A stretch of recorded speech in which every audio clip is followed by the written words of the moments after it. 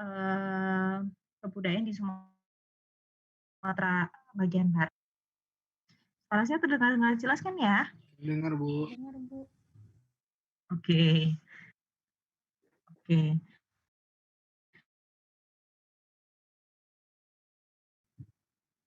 Nanti kalau ada pertanyaan silakan untuk bertanya, raise hand atau misalnya langsung ngomong juga nggak apa-apa gitu ya.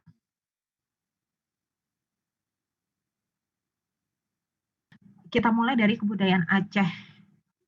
Nah, di kebudayaan Aceh ini nanti kita akan lihat beberapa hal. Jadi kalau teman-teman tahu karena memang udah jelas ya kira-kira kalau kebudayaan Aceh itu banyak yang terpengaruh dari mana ya?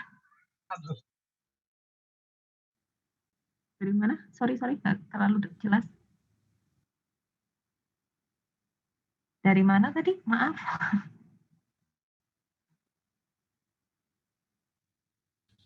Agama Islam ya, Bu? Ya, yang kenceng dong. Saya nggak terlalu dengar. Oke, jadi banyak terpengaruh dari kebudayaan Islam ya, karena nanti banyak juga ketentuan-ketentuan yang akhirnya mengarah ke sana. Nah, Aceh itu pertama dikenal dengan Aceh Darussalam, kemudian jadi daerah istimewa Aceh, Nanggroe Aceh Darussalam gitu ya. Sekarang ini menjadi Aceh aja gitu ya. Jadi Aceh itu bisa ditulis Aceh, Aceh atau Acin itu ya kalau dari bahasa mereka. Jadi kita udah tahu posisi Aceh itu ada di mana. Di sana ada apa namanya? Ada pulau yang di paling baratnya Indonesia ya, namanya Pulau Sabang. Ada yang pernah ke Sabang? Saya juga belum pernah, tapi cakep banget ya, Sabang ini memang kalau Indonesia tuh inilah keren-keren gitu ya. Nah, Aceh sendiri itu berbatasan dengan Selat Malaka dan juga Samudra Indonesia gitu ya. Jadi posisinya di sana. Jadi ini kondisi geografisnya, jadi luasnya 57.000. Kalau saya lihat tadi kayak Singapura itu 715, jadi nggak ada apa-apanya dibandingin luasnya Aceh sebetulnya ya, gitu kan ya. Aceh itu ada 18 kabupaten, 5 kota, 289 kecamatan, dan 514 desa. Nah, jumlah penduduknya sendiri ada sekitar 5,3 juta jiwa, di mana proporsi antara laki-laki dan perempuan itu hampir sama ya, nggak terlalu beda, selisihnya cuma dikit lah gitu. Pertumbuhannya 1,77, tadi saya lihat di BPS di tahun 2017-18, di 18-19 1,71 gitu. Nah, suhunya suhu tropis sama kayak kita juga, kelembapan ya seginilah ya gitu. Nah, Aceh itu terdiri dari berbagai macam suku bangsa ya. Sebenarnya kalau kita dari Sabang sampai Merauke memang banyak banget gitu suku bangsa yang kita miliki gitu ya. Di suatu daerah juga nggak cuma suku bangsa satu aja, tapi ada macam-macam gitu biasanya. Karena memang ada pengaruh budaya yang sangat bervariasi gitu ya di Indonesia ini gitu. Nah, ini memang karena dulu itu Selat Malaka itu menjadi salah satu pusat perdagangan, banyak orang Eropa, Turki, Arab, Cina, India, Persia gitu ya yang melakukan aktivitas perdagangan di Aceh gitu ya. Jadi memang jadinya jadi tempat persinggahan lah kan, jadi banyak berinteraksi dengan orang yang datang ke sana. Nah, kalau ini suku bangsanya yang ada di sana Aceh itu 70%, ada orang Jawa juga, Gayo, Batak, Alas, Simelue, Anuk Jame, Melayu, Tamiang, Singkit, dan Minangkabau ya. Jadi memang ada suku-suku yang lain juga. Dan agamanya tadi karena memang banyak terpengaruh sama agama Islam, memang mayoritas agama Islam yang ada di sana.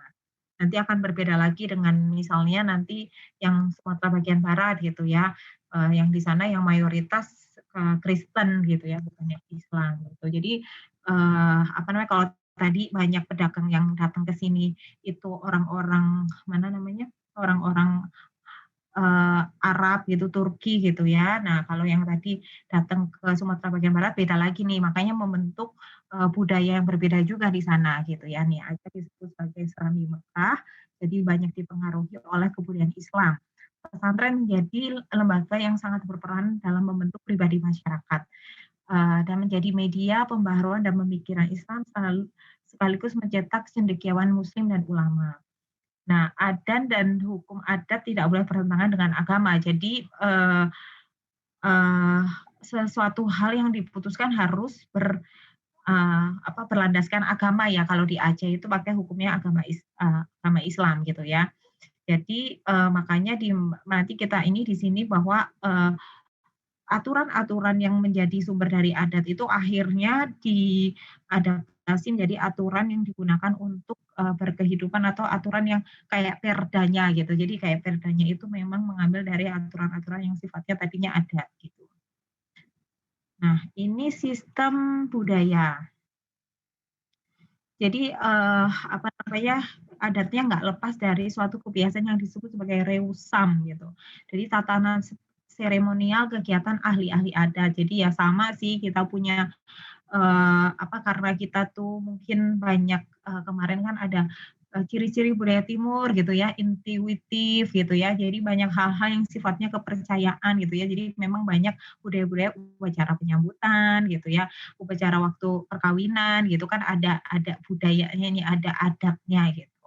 Nah, ini yang disebut tadi konun, konun itu perundang-undangan dan adat dari badan legislatif gitu ya. Konun mengatur tata cara kehidupan sehari-hari seperti pesta perkawinan, busana, serta kegiatan wanita lainnya. Konun ini yang nantinya menjadi perda gitu ya, diadaptasi menjadi perda. Jadi, kalau kedudukan perempuan memang setara. Contohnya di sana ada pahlawan-pahlawan seperti Cut Nyadin, Cut Mutia gitu, Laksamana Malahayati gitu ya. Jadi memang, perempuan pun punya peran sebetulnya di Aceh gitu. Mereka dibatasinya dalam hal memang ketentuan yang, menurut agama Islam gitu ya, gitu kalau di Aceh. Nah, sistem organisasinya itu di sana, eee kombinasi antara Minangkabau dan Aceh. Jadi keluarga inti dengan prinsip keturunan bilateral. Adat menetap sesudah menikah umumnya bersifat matri lokal. Jadi selama masih tinggal dalam rumah mertua, suami belum punya tanggung jawab terhadap rumah tangga dan bertanggung jawab adalah ayah dari pihak wanita. Tadi saya lupa cek nih, di sini ada nggak yang dari Aceh nih? Adakah?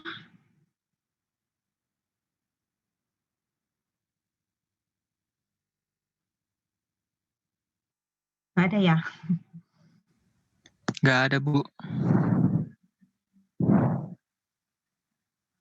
Oke, nggak ada ya, berarti kita belajar bareng-bareng deh kalau gitu. Bentar ya, saya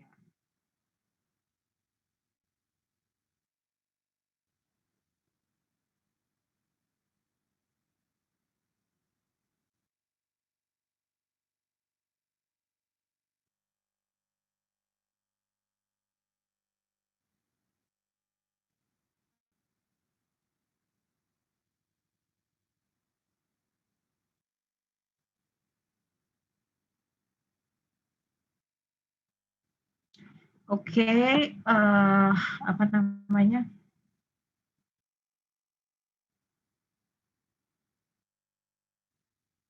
jadi, nah sistem kemasyarakatan itu ada kesultanan, lalu ada setingkat provinsi, setingkat kabupaten. Nah, Ngro itu sebenarnya nama dari kayak ini, setingkat kabupatennya gitu ya, wilayah setingkat kabupatennya. Mukim itu kecamatan dan kampung itu desa. Nah, selain itu juga sebenarnya ada lembaga adat, tapi lembaga adatnya tadi sebenarnya udah diadaptasi, menjadi, yang tadi setara-setara dengan pemerintahan Indonesia yang sudah, standarnya Indonesia gitu ya, gitu. Nah, lembaga adat bersifat otonom dan independen mitra pemerintah Aceh dan kabupaten sesuai tingkatannya gitu ya. Dan ini betul kan, kedudukan lembaga adat sudah formal dan dasar hukumnya diatur dalam Perda, konon tadi Perda. Pengetahuan sebenarnya didasarkan pada, kondisi di wilayah itu ya. Kalau di sini kan dia, menangkap ikan di laut gitu ya, terus menangkap menggunakan pukat gitu. Itu kan karena memang ada kebutuhan mereka dan juga ada sumber alam yang bisa diupayakan dan digunakan untuk, masyarakat gitu ya. Makanya mereka menciptakan pukat gitu ya, membuat pukat supaya bisa digunakan untuk menangkap ikan gitu. Nah, kalau bahasa sendiri dari, rasnya ngambil dari Austronesia kalau kelompoknya ya, bahasa rumpun bahasa Austronesia di Aceh itu. Mirip bahasa Capa atau Indocina gitu. Jadi itu sudah ada sebelum adanya bahasa Melayu. Mungkin sebelumnya memang banyak juga, eee, apa namanya, yang datang dari wilayah sana juga gitu ya, membentuk bahasa. Nah, kalau bahasa kan memang agak susah ya untuk diubah ya ketika ada orang baru gitu-gitu, kayak kita meskipun kita pakai bahasa Indonesia tapi kan tetap ingat bahasa bahasa bahasa kita daerahnya gitu, kita masih bisa, masih masih kita gunakan juga meskipun beberapa sudah mulai kayak, apa namanya, bukan punah sih tapi jarang digunakan gitu. Nah, ini bahasa Aceh sudah menjadi bahasa ibu sebagian besar pedesaan di Aceh. Eee, Bahasa yang digunakan tadi selain itu Gayo Alas, Jame, Tamiang, ini Aceh, Aceh yang banyak digunakan. Ini ada 10 bahasa dari tergantung sama etnis pemiliknya gitu ya. Jadi yang, apa namanya, yang paling utama digunakan memang, bahasa Aceh. Ini kesenian. Nah, kesenian itu banyak yang menggunakan, apa namanya, dari unsur yang agama Islam gitu ya, penafsiran Islam, ditarikan secara massal, pengulangan gerak serupa yang, apa namanya, cukup lama gitu ya, narinya gitu ya, pola lantai yang terbatas, gerak tubuh yang terbatas ya, kan tari-tarian kayak, dari Aceh Saman atau apa namanya, satunya tuh apa sih ya namanya kok saya lupa ya, Ratu Jaro ya? Apa namanya ya? Ya, sejenis itulah ya, itu kan ada yang mau jawab?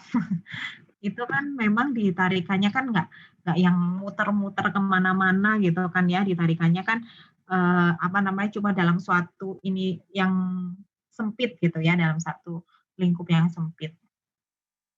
Nah, sistem pencaharian gitu di Aceh itu cocok untuk pertanian, tapi selain itu juga ada perkebunan seperti sawit dan kakao, gitu. Masyarakatnya juga banyak yang bekerja di sawah, lading, peternakan sapi, kerbau, berdagang gitu. Selain itu juga ada industri dan jasa gitu ya. Nah kalau Aceh itu dekat sama rantau, jadi mungkin ada juga yang kerja di pertambangan juga ya.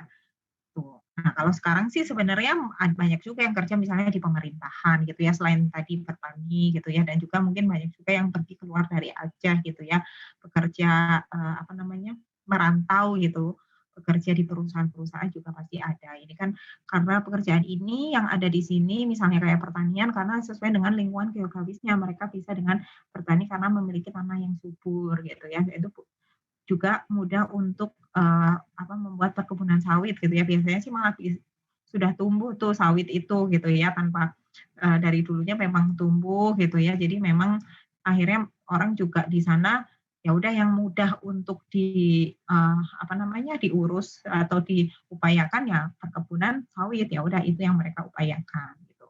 Jadi memang sangat dipengaruhi oleh lingkungan yang ada di sana seperti apa. Nah, peralatan teknologi, teman-teman pasti udah tahu kalau, Aceh itu senjata tradisional rencong ya, pasti udah tahu dari kecil udah belajar tentang, ini gitu. Terus kalau ornamen-ornamennya karena memang dia banyak budaya Islam, biasanya memang menghindari, ornamen yang, seperti benda hidup. Jadi banyakan benda-benda alam gitu ya, tumbuh-tumbuhan gitu. Jadi memang yang banyak dari sana. Terus, kaligrafi juga termasuk. Nah, rencong sendiri ternyata juga ada, tingkatannya gitu ya, jadi nggak sembarangan. Kalau buat raja itu dari gading dan, emas murni gitu, sedangkan kalau yang lain dari tanduk kerbau dan kayu sebagai sarungnya dan kuningan atau besi putih sebagai belatinya. Ini rumah adat Aceh, mungkin kalau kita lihat tuh ya, sebagian besar dari rumah adat di Indonesia itu kebanyakan rumah panggung ya kayaknya ya. Tapi memang mereka punya peruntukan yang berbeda-beda. Ini, dalam arti ada yang dia apa namanya digunakan memang untuk menerima tamu, ada yang seperti itu. Ada yang digunakan untuk beternak gitu, ada yang beternak juga dilakukan di bawah rumah gitu. Jadi memang kebanyakan di kita memang rumah adat itu rumah-rumah yang bentuknya panggung. Salah satu tujuannya adalah biasanya untuk menghindari adanya binatang buas gitu ya. Kalau dulu kan banyak binatang buas yang ini ya, yang datang ke rumah ya. Kalau sekarang mungkin mereka udah takut karena udah terlalu rame gitu ya. Nah, ini Aceh udah selesai, ada pertanyaan? Aceh nggak terlalu banyak ya, nanti yang banyak itu kayaknya yang Nias kayaknya ya. Minangkabau juga lumayan banyak nih. Ada yang bertanya dulu sebelum saya masuk ke Minangkabau? Bu, izin bertanya, Bu. Silahkan. Mungkin ini, Bu, apa namanya, ini pertanyaan ini sih, Bu. Mau memastikan, Bu, nanti kita tuh nggak ada UTS ya berarti kan, Bu, ya? PPIMK ya, Bu? Oh iya, silakan. Biasanya UTS-nya kalau yang seperti kemarin itu oh ya,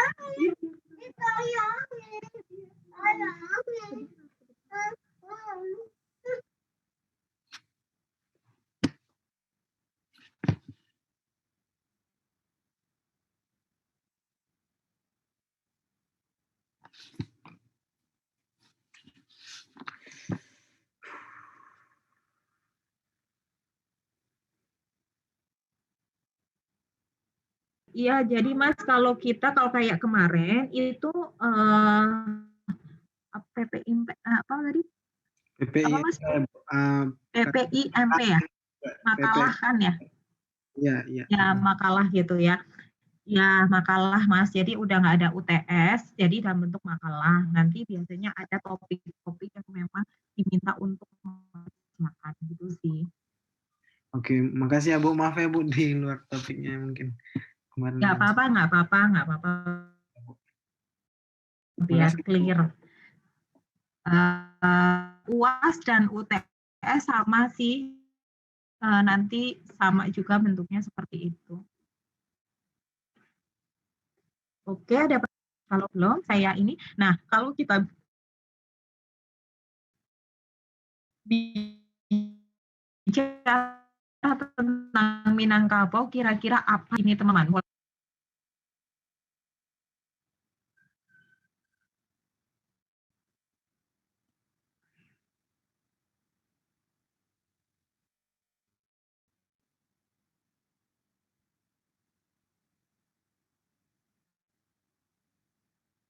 Tulis aja di chat, boleh.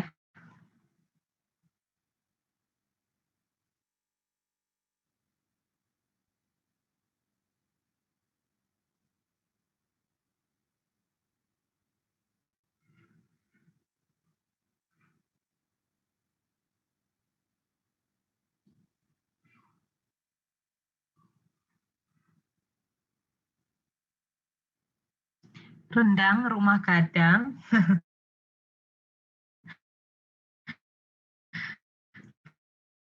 rendang,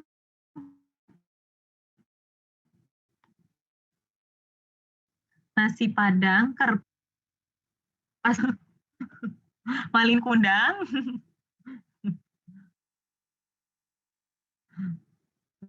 lucu-lucu ya.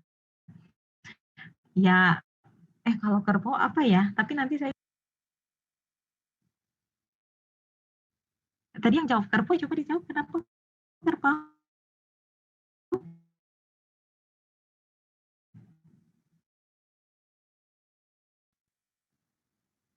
Reza, kenapa jawab?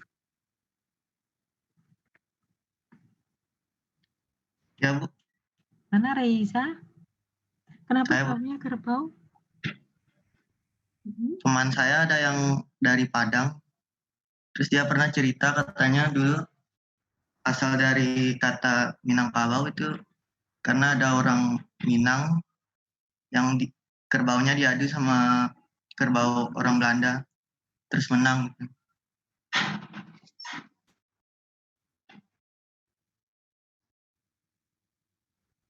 Oh,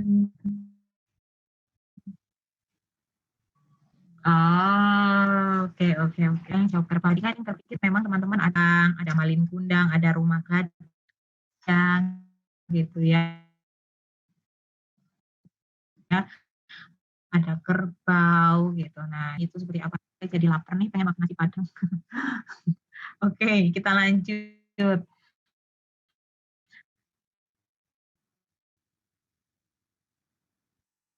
Nah, ini tadi ya, Jam Gadang dan Malin Kundang.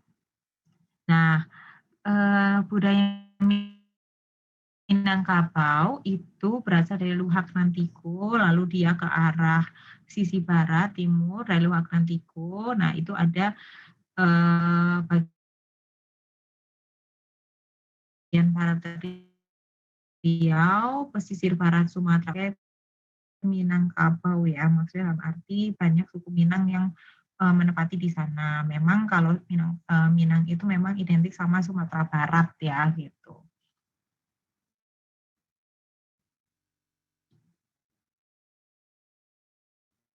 Nah, Minangkabau ya betul. Nama tersebut dari sejarah dalam Tambo berawal ketika Kerajaan Pakaruyung dipimpin oleh Raja Aditya Warman ditaklukkan oleh pesawat pasukan dari Majapahit gitu ya. Ini Mas Reza berarti baca modul atau udah baca di internet. Nah, kita masuk ke 7 unsur kebudayaan. Ketika kita belajar tentang budaya, kita akan masuk ke 7 unsur universal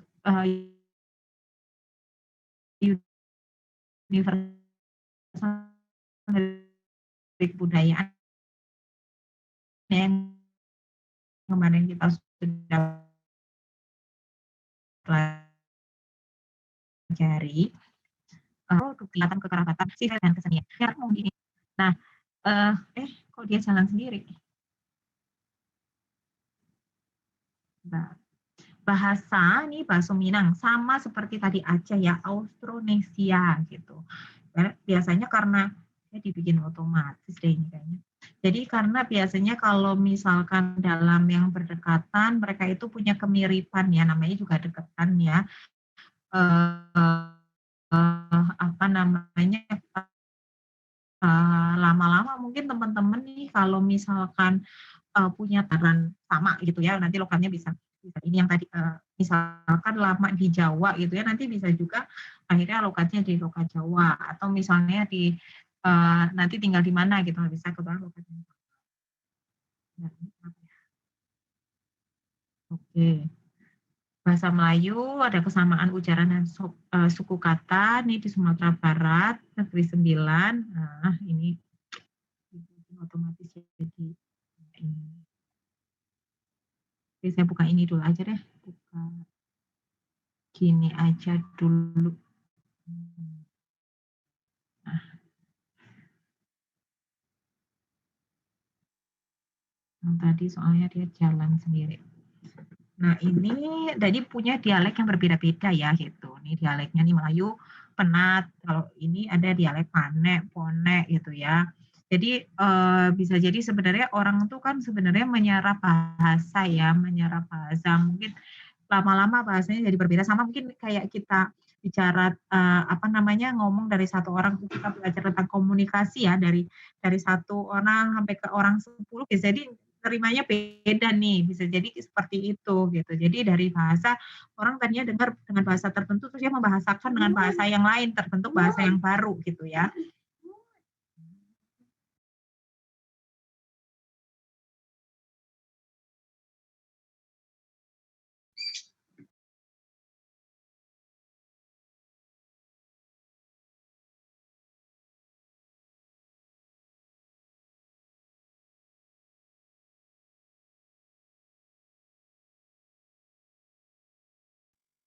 Nah, kita lanjut. Sistem produksi oh,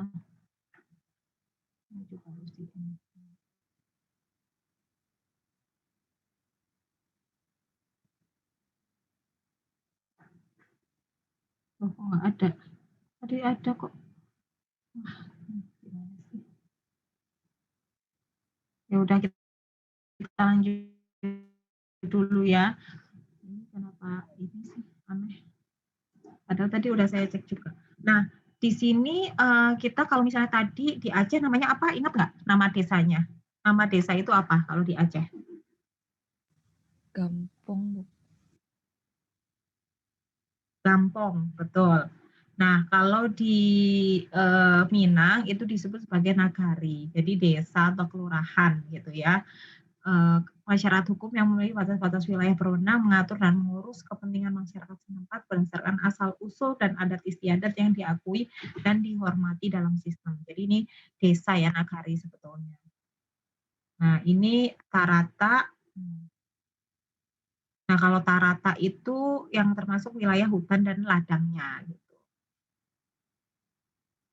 Ini rumah gadang. Kalau yang dari Minang ada nggak ya? Bukit Tinggi, Minang gitu? Ada?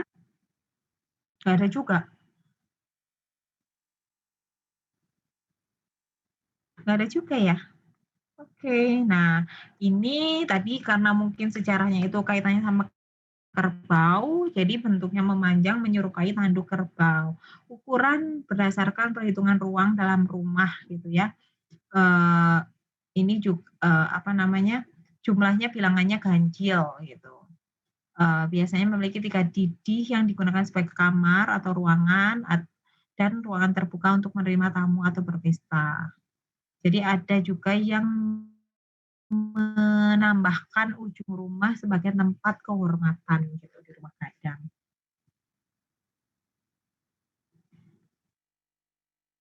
Disebut lagi dengan kata rumah godang, rumah bagonjong, rumah paanjuang. Rumah adat ini merupakan rumah model panggung berukuran besar berbentuk persegi panjang. Materialnya dari alam ya, pasti kalau zaman dulu kita bikin rumah gitu dari alam ya. Seperti apa namanya, sekarang ini suku Asmat kan juga masih banyak yang pakai dari alam juga ya, suku Dhani, suku Asmat gitu kan masih meskipun juga sebagian sudah mulai karena ada pengaruh modernisasi sudah pakai yang apa namanya, dari batu atau dari tembok gitu ya, tembok itu masih banyak yang menggunakan dari alam. Termasuk juga suku Baduy yang nggak terlalu jauh sama kita kan juga mereka banyak apa namanya masih banyak menggunakan ini dari alam ya, pembangunan-pembangunan untuk rumah. Nah, cuman memang mereka tetap ya itu ya karena budaya itu berasal dari apa namanya akal, jadi kan memang dipertimbangkan juga ininya ya apa namanya mekanismenya. Jadi memang juga dipikirkan juga arsitekturnya gitu ya, terus kekuatannya gitu juga dipikirkan gitu, karena memang budaya itu kan memang dari akal manusia gitu ya, gimana sih caranya biar tetap aman kan juga dulu itu sebagai perlindungan juga dari cuaca dan juga dari hewan. Sistem pencaharian sendiri kalau di sana sebetulnya mirip-mirip sih ya kalau di Indonesia itu ketika kita memang berada dekat dengan garis pantai biasanya memang akan ada kita punya kesempatan atau punya pekerjaan untuk menangkap ikan di laut gitu ya. Tapi kebanyakan juga bersawah atau berladang karena memang Indonesia ini sangat subur ya. Memang daerahnya memang daerah yang diberkahi dengan tanah yang sangat subur jadi mudah untuk bercocok tanam. Dan yang paling khas dari orang Minang adalah berdagang gitu ya. Jadi mereka itu cukup ulet gitu ya, banyak yang dari mereka berdagang. Kerajinan perak bakar dari Kota Gadang, kain songket dari Silukang. Gitu. Jadi ada kayak perak bakar dan juga kain songket. Nah, kalau kekerabatannya itu kira-kira apa ya kalau di Minang? Ada yang tahu? Ada yang tahu kekerabatannya kalau di Minang?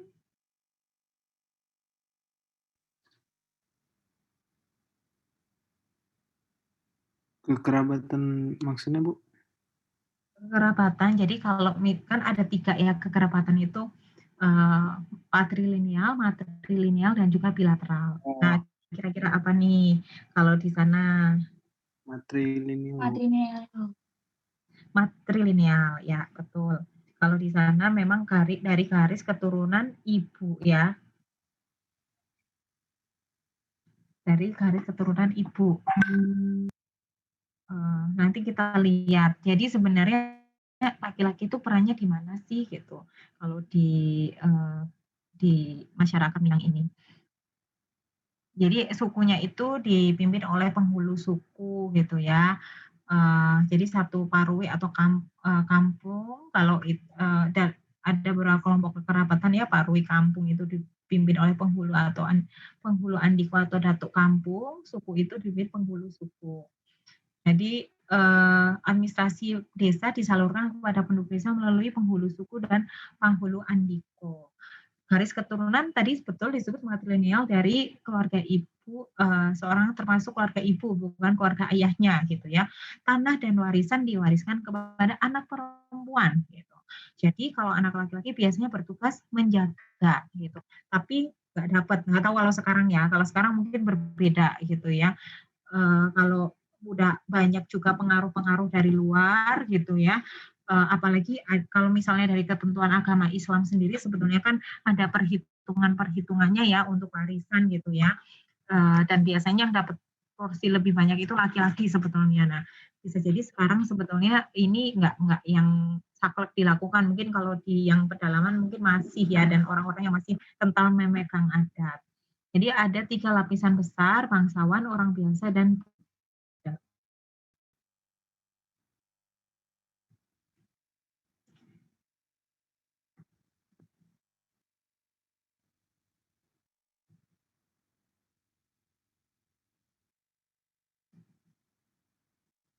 Lalu nih garis matrilineal, suku menurut garis ibu diharuskan kawin dengan orang di luar sukunya gitu, eksogami namanya. Saudara laki-laki itu berkuasa, perkawinan bersifat matrilokal, suami mengunjungi istri. Hak-hak dan pusaka diwariskan kepada mama ke kemanakannya dan dari saudara laki-laki ibu ke anak saudara perempuan. Tuh.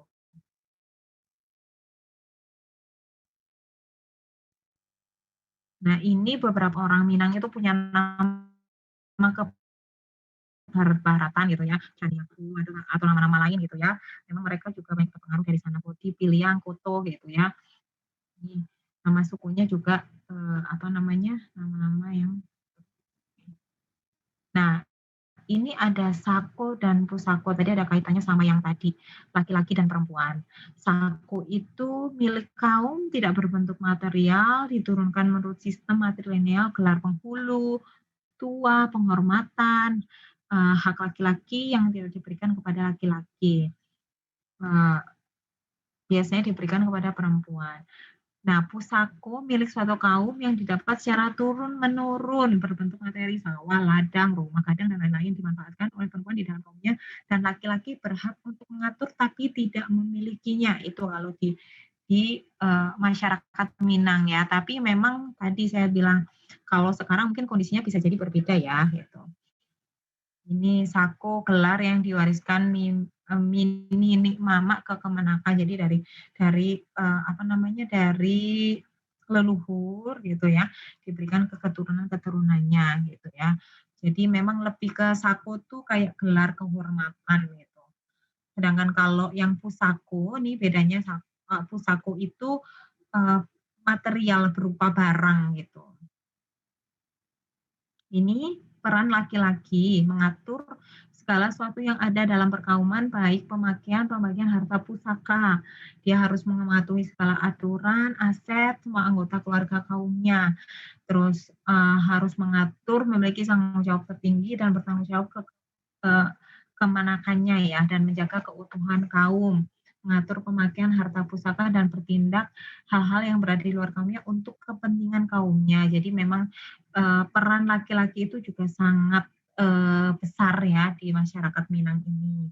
Nah, di Minang ada 3 tingkatan golongan bangsawan ini yang memperoleh kedudukan yang tinggi. Jadi memang kalau pada masa dulu tuh kita memang juga sebenarnya berkasta-kasta ya, ada tingkatan-tingkatan ya. Ya ada bangsawan gitu ya, memiliki kedudukan yang tinggi gitu ya. Ada beberapa ini hal juga wanita bangsawan dilarang kawin dengan laki-laki biasa, apalagi kelas terendah. Yang termasuk golongan bangsawan ialah orang yang datang dan mendirikan desa di daerah Minangkabau. Jadi mereka disebut sebagai orang asa, orang asal. Jadi orang asa ini orang yang dinilai pertama kali datang ke tempat tersebut dan akhirnya dikategorikan sebagai golongan bangsawan. Nah, ada golongan orang biasa dan terendah. Orang biasa itu pendatang gitu ya, semacam pendatang. Orang terendah datang dan menumpang gitu ya, terus dengan menghambakan diri. Jadi disebut sebagai kelas yang terbawah. Ini ada beberapa istilah terkait dengan tingkatan-tingkatan tadi. Ada kamanakan tali pariu, ada kamanakan tali budi, kamanakan tali ame, dan kamanakan bawah lutui. Jadi memang ada yang keturunan langsung dari orang asa itu tadi orang yang pertama kali tinggal di tempat tersebut gitu ya. Yang kamanakan tali budi pendatang, tapi kedudukan ekonomi dan sosialnya sudah baik sehingga dianggap sederajat nih sama orang asa gitu ya, sama si orang asal tadi, orang yang pertama kali datang. Kamanakan tali ameh pendatang baru yang mencari hubungan keluarga dengan orang asal tapi telah dapat hidup mandiri.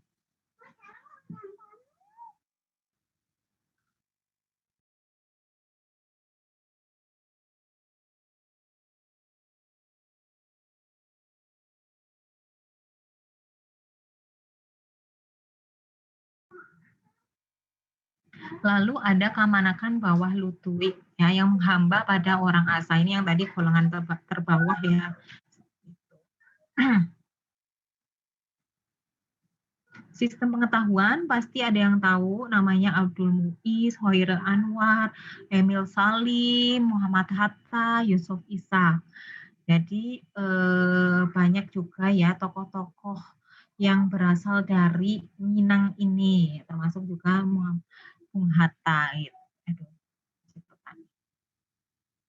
Nah, ini memang kalau di mereka itu anak lelaki usia 7 tahun akan meninggalkan rumah dan tinggal di surau untuk diajarkan ilmu agama dan adat Minangkabau. Jadi memang dari kecil diajarkan untuk hidup mandiri ya gitu. Jadi terus habis itu mereka memang cukup terkenal dengan adat merantau gitu ya. Di usia remaja meninggalkan kampung, menimba ilmu di sekolah atau pengalaman gitu. Dan ini contoh-contoh yang menjadi orang yang terkemuka. Jadi memang kebiasaan merantau dari mereka menjadikan mereka juga menjadi orang-orang yang sukses juga. Sistem religi, jadi memang Minangkabau ini termasuk juga yang terpengaruh banyak dengan agama Islam, makanya mayoritas juga mereka banyak yang beragama Islam. Jadi mereka ada paham-paham Islam yang memang menjadi nilai bagi orang-orang Minang ini gitu ya. Jadi ibu juga lebih dihormati, terus kita punya kewajiban untuk menuntut ilmu gitu ya. Terus wanita nggak boleh dipaksa untuk menikah dengan laki-laki yang tidak dicintai gitu. Nah, kalau dalam Islam kan tetap kita perlu ada ilmu, ada suatu bahwa kita ya memang kalau untuk dijodohkan misalkan tetap perlu ketemu meskipun misalnya pakai sekat ya, itu juga terjadi kalau di Islam dan itu sebagai sarana untuk memang berkenalan. Meskipun memang untuk beberapa orang dalam berkenalan seperti itu tetap harus diwakili sama orang lain gitu ya. Tapi memang Minang ini termasuk juga yang banyak terpengaruh dengan agama Islam juga. Nah, tadi paham Minangkabau, jadi anak laki-laki ke surau untuk belajar agama, wanita menentukan pasangannya, Bundo Kanduang adalah pemimpin atau pengambil keputusan di rumah gadang. Kesenian, apa aja ya kalau dari tarian, upacara,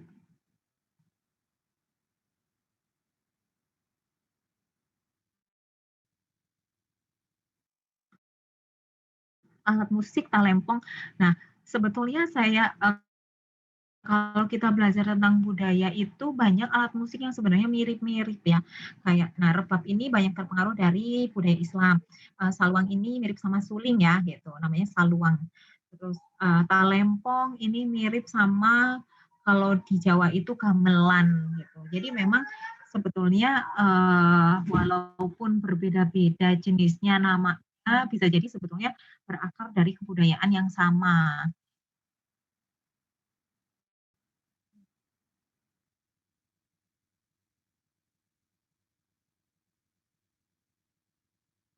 Sarunai, Papuitan 2, Bansi. Ini Bansi mirip sama angklung ya.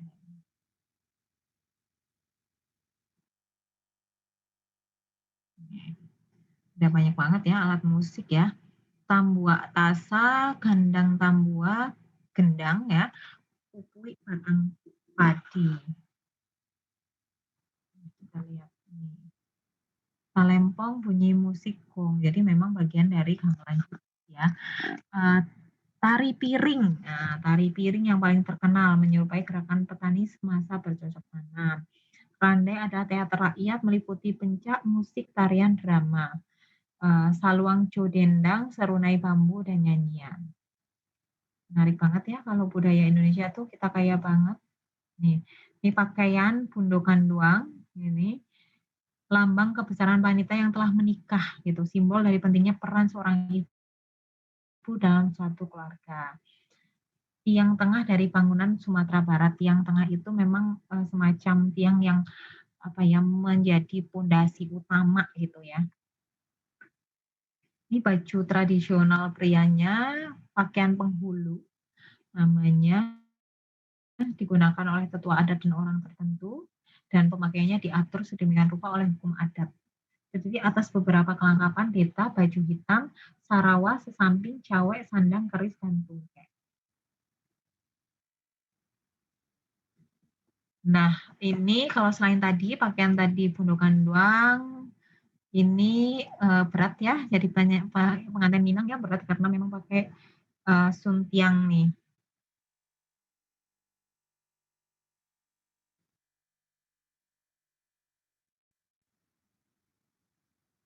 Sulaman ukiran nih juga khas banget ininya apa namanya motifnya songket itu dulu dipakai hanya oleh golongan bangsawan ya karena kehalusan dan corak songket menggambarkan pangkat kedudukan pembesar.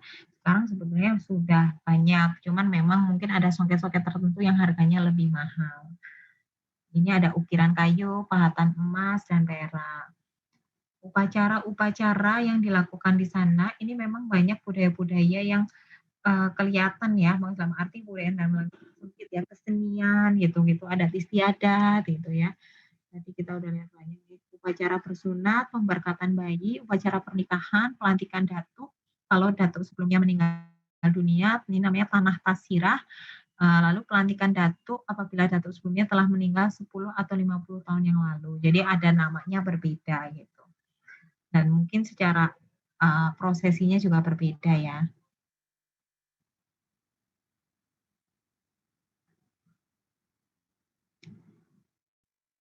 Ini karena ada apa namanya upacara pelantikan penghulu, upacara gotong royong turun ke sawah.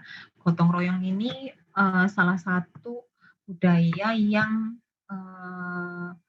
masih kental di Indonesia dan masih dipegang oleh kayaknya di semua daerah di Indonesia ya gitu, banyak kegiatan-kegiatan yang menggunakan prinsip gotong royong ini.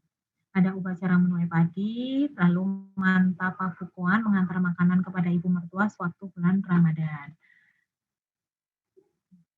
Tuh, jangan lupa ya kalau punya apa namanya suami orang Minang tuh ya atau istilah Minang harus perhatian. Tari piring dimainkan dengan menggunakan piring sebagai media utama. Piring-piring tersebut diayun dengan cepat, teratur tanpa terlepas dari genggaman tangan. Ada yang pernah nari piring di sini?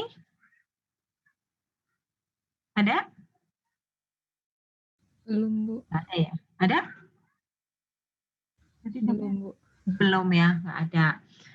Tari piring merupakan ritual ucapan syukur kepada dewa-dewa setelah mendapatkan hasil panen melimpah ruah dengan membawa sesaji bentuk makanan diletakkan dalam piring sembari melangkah dengan gerakan yang dinamis. Itu jadi ceritanya dari tari piring. Ini ada tari rantak nih, rantak. Jadi sama ya seperti ini, kebudayaan Aceh masih terpengaruh dengan Islam, pakaiannya juga tertutup ketika melakukan tari. Jadi tari rantak ini terinspirasi dari pencak silat, mengedepankan ketajaman gerakan penari, tidak menimbulkan bentuk dan hentakan keras yang selaras dengan ketegasan gerakan. Makanya namanya tari rantak gitu ya. Tari Baralek Gadang menceritakan kehidupan masyarakat Minang dari kehidupan sehari, dari turun ke sawah menanam padi sampai makan bajamba. Jadi ini digunakan untuk menyambut dan merayakan momentum penting dalam kehidupan masyarakat Minang. Tari Indang atau Didin Padindin, ada yang udah pernah dengar, pasti pernah dengar lah ya. Tarian khas pesisir Pariaman, mirip sama Saman gitu ya. Untuk gerakan ini variatif dan ada nilai-nilai dari dakwah Islam. Jadi menggunakan alat musik yang menyerupai rebana.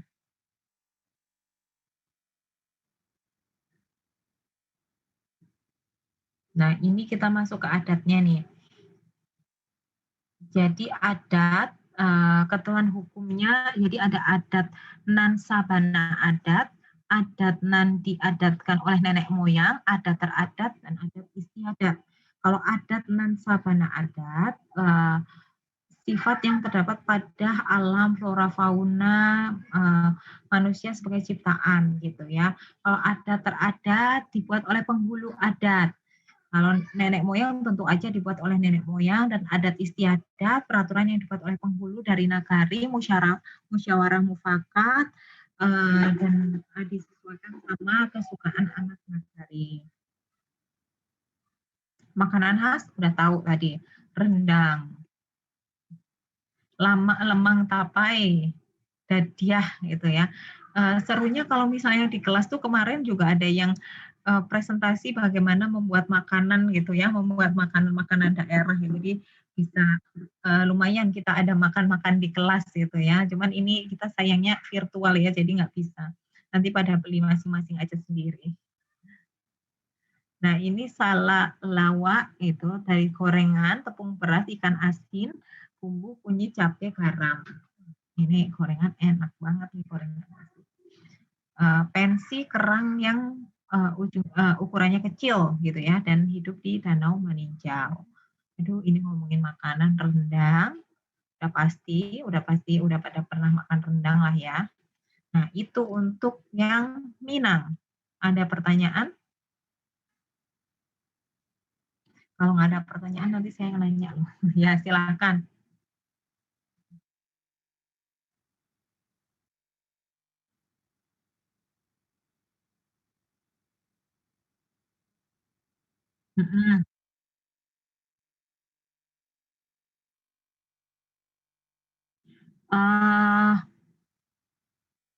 Biasanya sih kan kalau menikah itu kan memang perlu ada persetujuan ya. Pasti akan nggak disetujui dulu, kecuali kalau terus akhirnya dia melakukan, misalnya dia kawin lari gitu kan beda ya gitu. Tapi mungkin pada masa itu ya akhirnya nggak disetujui, nggak diperbolehkan gitu. Tapi kalau sekarang sih pasti kondisinya berbeda ya. Kondisinya kalau sekarang sepertinya orang-orang sudah terpengaruh dengan modern, jadi kalau sekarang nggak masalah ya mau menikah dengan yang berbeda ini atau tidak. Sebetulnya kejadian ini juga yang jelas sih sebetulnya karena gini sih, kalau misalkan ini kan suatu bentuk adat istiadat. Saya nggak tahu kalau hukuman secara adatnya itu seperti apa. Tapi biasanya yang lebih lebih lebih lebih menyakitkan sebenarnya malah hukuman-hukuman yang sifatnya tuh kayak pengucilan gitu ya, pengucilan semacam itu, atau dari orang tuanya biasanya memang sudah dari awal tuh udah cut dulu gitu ya, udah nggak boleh sama ini gitu. Pasti kan kalau zaman dulu kita tahu bahwa orang itu segitunya di dijagain sama orang tuanya gitu ya, segitunya dijagain sama orang tuanya, pasti ada proses di mana mereka izin dulu ke orang tuanya. Saya pernah kalau pada pernah nonton apa ya, tenggelamnya kapal Van der Wijk ya, yang memang itu juga adatnya adat Minang kan ya. Jadi gimana, apa namanya, gimana kita harus tunduk sama, tetua adat kita gitu ya, eee, dalam memilih pasangan pun kita harus mengikuti dan mereka itu beneran apa namanya, dimusyawarahkan, dibahas gitulah sama tetua-tua adatnya kira-kira mau menikahnya sama siapa gitu kan ya. Jadi menurut saya sih akan susah ya ketika orang itu akan menikah dengan yang bukan dari golongannya gitu pada masa itu ya gitu. Jadi mau nggak mau ya udah diterima aja nih gitu dengan mungkin orang yang sebenarnya kita nggak ya kita nggak suka gitu ya gitu. Walaupun sebenarnya tadi kan dia sebenarnya harusnya menghargai yang tadi nilai yang lain lagi bahwa perempuan itu diperlukan untuk milih yang dicintainya gitu. Tapi kita tahu sendiri ya, mungkin ini tarik-menarik antara dua kepentingan tadi ya, antara kepentingan adat gitu ya, ketika tetua adat itu kan pasti punya punya power, punya apa namanya, pengaruh yang besar gitu ya, ketika dia memang, punya kemauan sesuatu kan memang harus dituruti ya gitu. Nah itu menurut saya sih, kalaupun kejadian pasti jadinya, akan susah bagi orang yang melakukannya gitu ya, apalagi zaman dulu gitu ya. Nah, cuman memang ya akhirnya diterima aja dengan kondisi bahwa ya udahlah saya menikah dengan orang yang memang dipilihkan nih gitu. Kalaupun dengan cara lain ya mungkin, jadinya kawin lari misalkan, jadi pergi dari daerah tersebut, itu sih. Jadi memang menurut saya, karena memang ketika terjadi sesuatu ya mereka akan dibahas nih, akan dimusyawarahkan gitu ya, dari beberapa yang saya lihat seperti itu. Jadi akan dimusyawarahkan, kira-kira seperti apa pandangan dari tetua-tetua adatnya gitu. Ketika mereka akhirnya nggak setuju ya memang sulit gitu.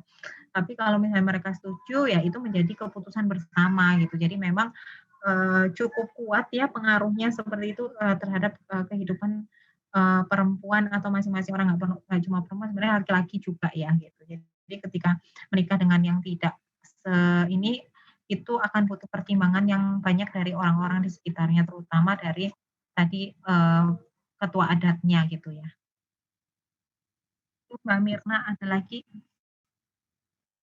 Nggak ada, kita lanjut ke yang berikutnya. Kayaknya ininya banyak banget nih ininya.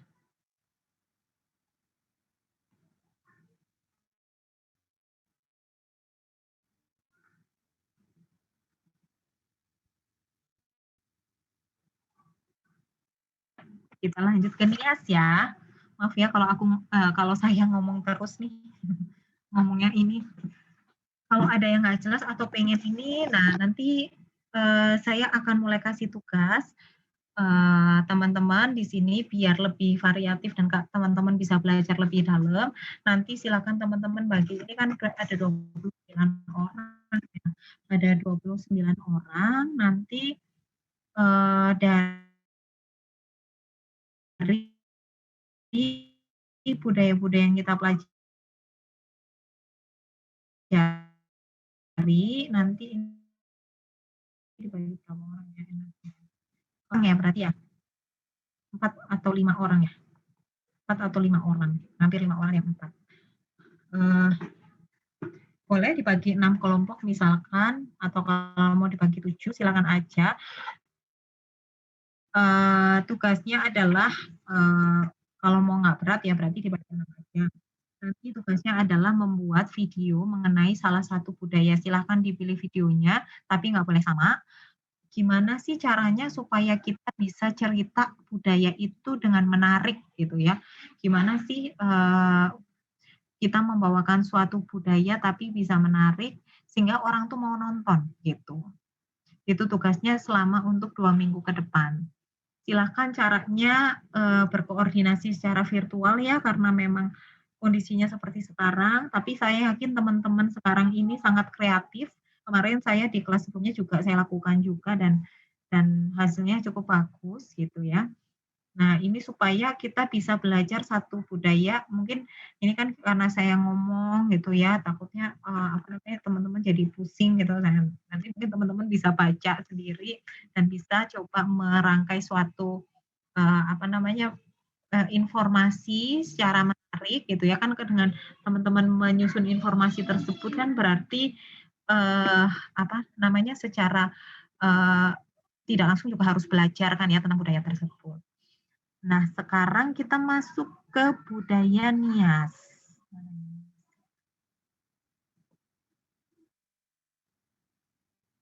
Nias nggak cuma Nias sih sebenarnya. Aduh. Budaya Nias ini cukup banyak, nanti mungkin ada yang saya coba nggak terlalu bahas detail ya, nggak apa-apa ya. Tapi nanti kalau ada pertanyaan silahkan aja. Jadi kita mau belajar ini yang berdekatan. Jadi kalau kemarin memang di RPS sebelumnya belajarnya itu agak lompat-lompat gitu ya. Nggak urut nih budayanya. Kayaknya ini mencoba untuk diurutkan nih untuk cara belajarnya dari budaya Aceh, Minang, lalu sebelah barat Sumatera gitu ya. Jadi belajarnya urut dari sana dulu. Jadi kalau kita lihat di peta itu di sebelah barat Sumatera itu ada pulau-pulau kecil gitu ya, pulau-pulau di sini Pulau Simeluwe, Pulau Banyak, Pulau Nias, Batu, Mentawai, dan Enggano. Kebudayaan Nias. Nah, nanti kita belajar tentang budaya Nias sama Mentawai. Nias itu pulau terbesar dari deret yang ada di sebelah di sisi barat Sumatera gitu.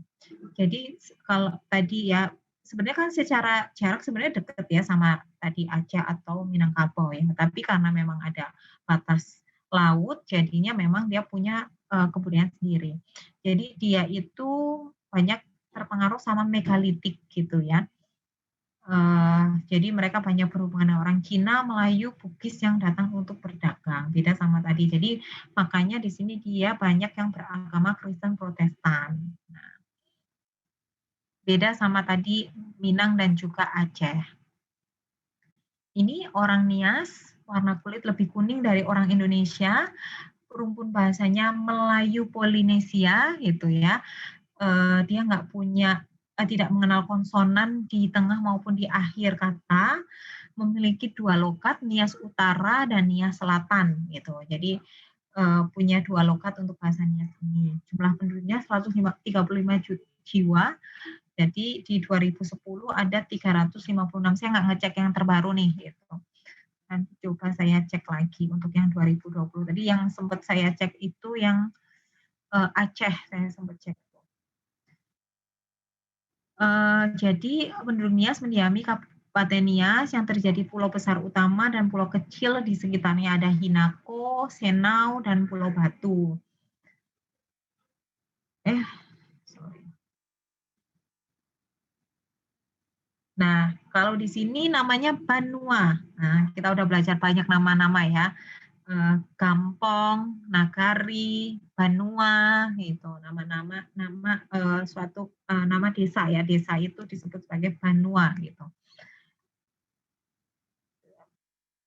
Jadi memang kalau desa-desanya itu banyak ada di puncak-puncak bukit atau gunung, jadi agak susah ya untuk dicapainya. Ini mirip-mirip sih sama kayak di Papua juga, karena memang untuk mempertahankan diri kali ya. Jadi ini kan untuk di sini pertahanan di masa lampau gitu. Apa itu keluarga Patih? Keluarga Patih itu keluarga inti gitu biasanya disebut keluarga Patih gitu. Istilah keluarga Patih itu berarti keluarga inti gitu ya.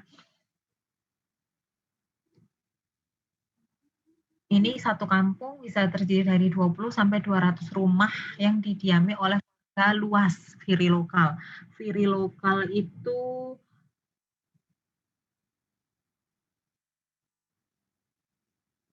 Viri lokal ini terdiri dari satu warga Pati senior dan warga Pati dari putra-putranya.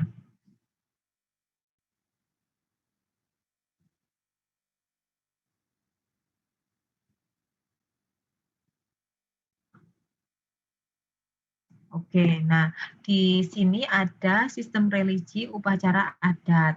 Nah, sebagian besar beragama Kristen ada yang Islam, Katolik, Buddha, Pele, Beku. Nama agama asli diberikan oleh pendatang yang berarti penyembah roh. Jadi memang masih kental dengan tadi budaya megalitik ya. Gitu. Ini mereka membuat patung kayu yang disebut sebagai adu. Nah, ini adu merujuk pada ritual pemujaan patung, kemudian menjadi istilah kepercayaan suku Nias. Jadi tadinya itu pemujaan patung, tapi terus akhirnya disebut sebagai istilah kayak kepercayaan gitu ya. Adu itu menjadi kepercayaan.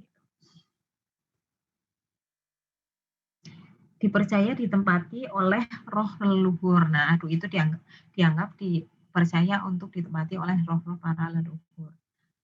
Sistem kekerabatan itu ada yang terkecil tadi keluarga Patih, disebutnya sebagai Sangambatu. Sebenarnya keluarga Patih itu istilah di beberapa tempat juga ya, nggak cuma di Nias, cuma di Nias ini disebut sebagai Sangambatu. Keluarga Patih itu sebenarnya keluarga inti gitu ya. Sangambatu Sepuha itu kelompok yang penting terdiri dari keluarga Patih senior ditambah keluarga Patih putranya gitu. Jadi satu keluarga ditambah dengan anak-anaknya, dengan anak-anaknya yang udah punya anak gitu ya. Nah itu Sangambatu Sepuha. Sangambatu Madu itu Sangambatu Sepuha dari satu leluhur. Nah, jadi memang di sini ini sebenarnya istilah-istilah yang setiap daerah tuh punya istilah masing-masing gitu ya. Kalau di Jawa namanya trah gitu. Nah, di Nias itu berlaku eksogami madu. Seseorang boleh kawin dengan orang semadu yang satu dari satu leluhur.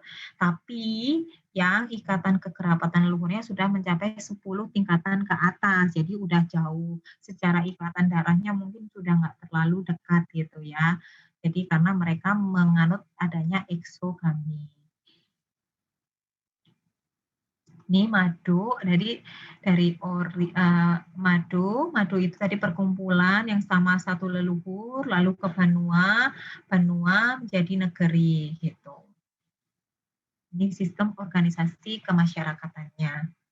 Nah, pada zaman Belanda, semua ori dipersatukan menjadi afdeling Nias di bawah asisten residen. Jadi afdeling Nias dijadikan satu kabupaten dari Provinsi Sumatera Utara. Jadi menjadi satu Nias ini menjadi satu kabupaten yang menjadi bagian dari Sumatera Utara gitu ya.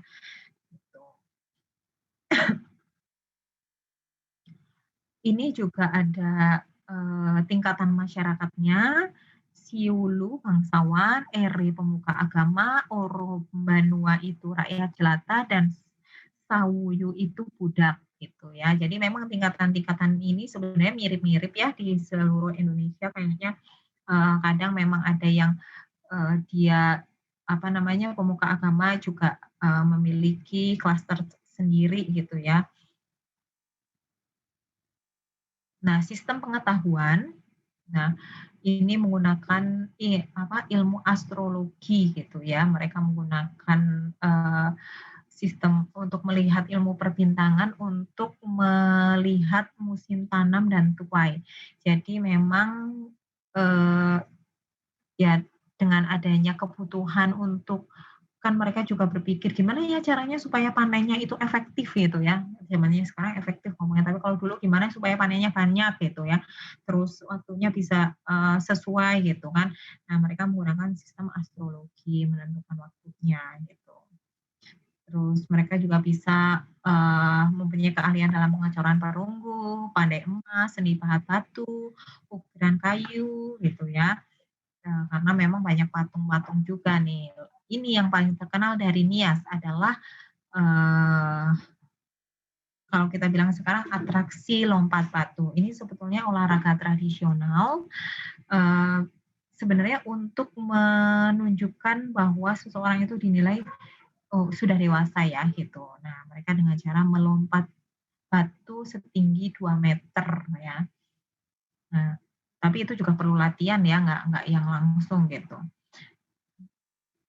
Ada tari-tarian Ele untuk menyerang musuh, dan tarian Maena penuh mistis dan ketegangan, ditujukan ungkapan sukacita dan dilakukan secara massal. Pakaian adatnya ini, adat Nias Indonesia tuh kaya banget ya, banyak banget jenis pakaian adatnya, makanannya, semuanya. Jadi dia punya pakaian adat semacam ini, namanya Baru Ohulu untuk laki-laki dan Orobasioli untuk perempuan. Ini alat musik yang digunakan, alat musiknya tentu saja kalau di kita sebenarnya mirip-mirip ya, cuman memang penamaannya berbeda-beda. Bentuk rumahnya kalau di Nias ada 2, yaitu rumah adat dan rumah biasa.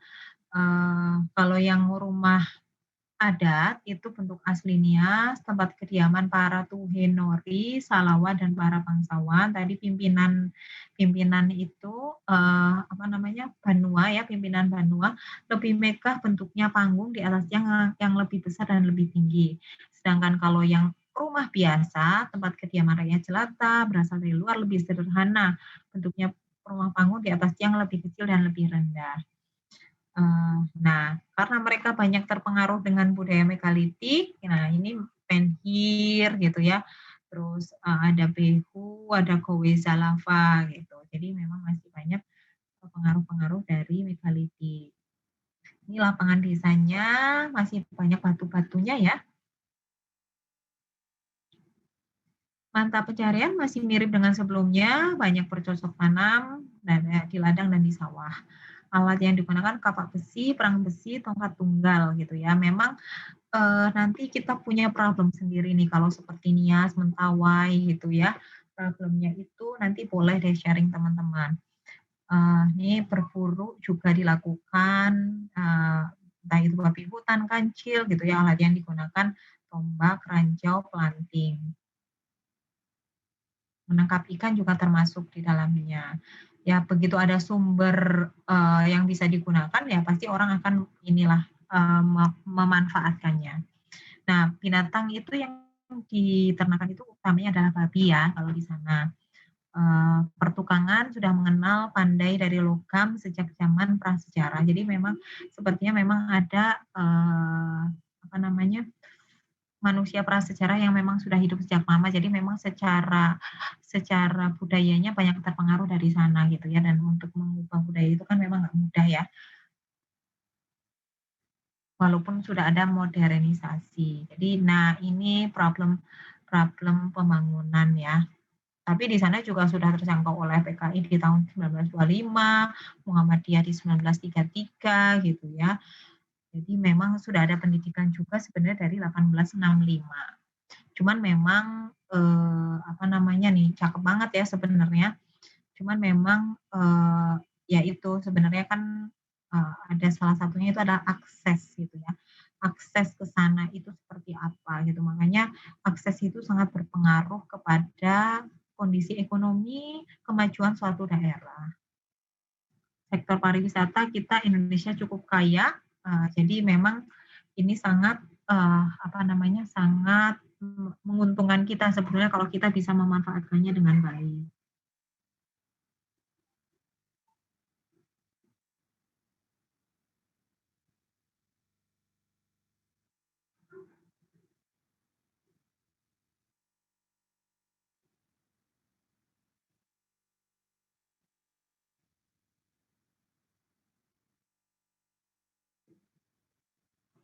Oke, sekarang kita lanjut. Ada pertanyaan sebelum saya masuk ke Mentawai ini? Izin bertanya, Bu. Silahkan. Sukunya sini kan dia ngomongnya kurang jelas gitu, Bu. Suku ini ya? Nias ya. Nias ya. Asal-usulnya dia ngomongnya nggak jelas gitu, kenapa, Bu? Ya karena tadi Mas, iya sebentar. Jadi kalau tadi sebenarnya karena memang tadi orang Nias itu sudah terpengaruhnya itu adalah dari megalitik ya gitu. Mereka masih banyak budayanya yang arah sana dan juga selain itu Mas mereka itu untuk berhubungan dengan orang luar juga nggak semudah yang lain ya, karena tadi saya bilang dari sisi akses itu. Jadi akses mereka ke Nias atau ke Mentawai misalkan itu kan juga tidak mudah gitu ya.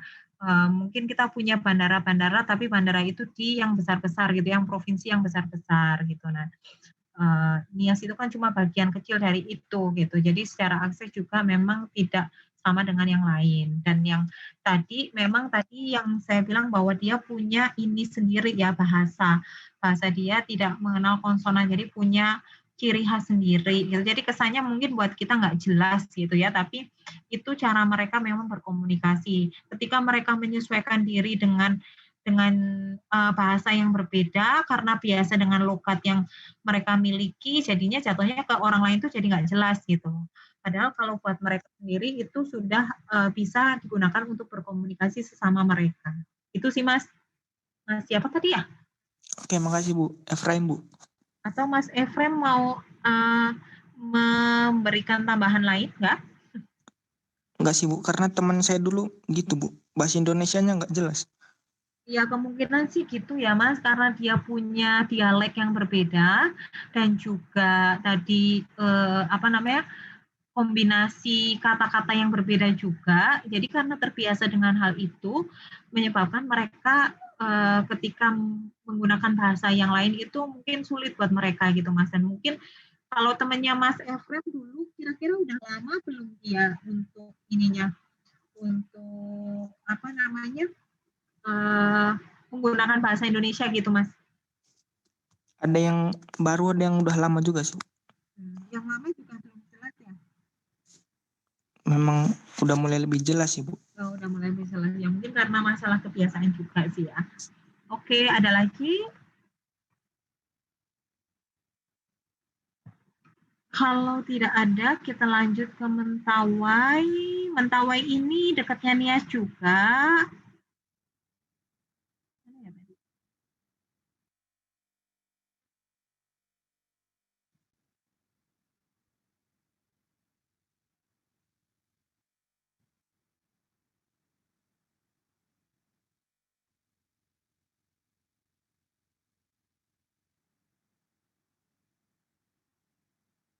Nah,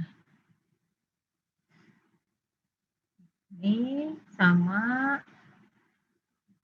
sekarang 2013 81.000 jiwa. Nanti kalau teman-teman mau cek sebenarnya di BPS ya biasanya ada provinsi dalam angka. Nah mereka selalu bikin tuh data-datanya gitu ya supaya lebih update. Nah, bahasa Mentawai itu ada dialek Siberut Utara, Siberut Selatan, dan Sipora Page itu. Satu daerah aja bahasanya bisa beda-beda gitu ya. Dan dia dari rumpun Austronesia gitu, beda sama tadi sebelumnya nih Melanesia. Kalau dari Nias itu Melanesia, kalau dari Aceh dan Minang itu Austronesia gitu. Jadi ini banyak terpengaruh dari bahasa-bahasa Austronesia juga nih ternyata kalau Mentawai, padahal dia sebenarnya termasuk pulau-pulau kecil yang ada di sebelah barat Sumatera ya gitu. Nah, ini desa kalau di sini disebut Lagai. Tapi sekarang disebut sebagai kampung gitu ya. Nama desa diambil dari nama sungai gitu ya. Ketika dia dekat sama sungai tertentu, maka dia akan dinamain dengan nama sungai tersebut. Ternyata di hilir sungai Simatalu disebut sebagai desa Simatalu. Tiap kampung terdiri dari 3 sampai wilayah disebut perumahan. Dari satu rumah panggung besar atau rumah gitu ya. Rumah gitu ya kali ya. Jadi sebenarnya kalau dari mungkin nggak jelasnya karena hal-hal kayak gini ya sebenarnya serapan-serapan gitu ya. Jadi mereka punya ini sendiri. Nah, Mentawai sama seperti tadi di Nias, beragama Kristen Protestan, ada yang Katolik dan Islam. Jadi ini peti matinya perahu kalau pakai yang megalitik atau yang tadi Nias kan pakainya kubur batu ya, pakai menhir gitu ya, atau kubur batu pakai menhir gitu ya. Oh ini pakai perahu gitu. Jadi harus diseberangkan itu. Jadi orang yang meninggal akan pergi ke roh yang dibayangkan ada di sebuah pulau laut di seberang laut gitu ya. Mereka punya kepercayaan seperti itu. Nah, mengantar jenazah harus menghindari jalan-jalan yang biasa dilewati karena diyakini roh orang yang meninggal akan kembali ke tempat tinggalnya melalui jalan yang biasa dilalui saat masih hidup. Ini memang Mentawai, Nias itu banyak ini sama kepercayaan apa namanya nenek moyang gitu ya.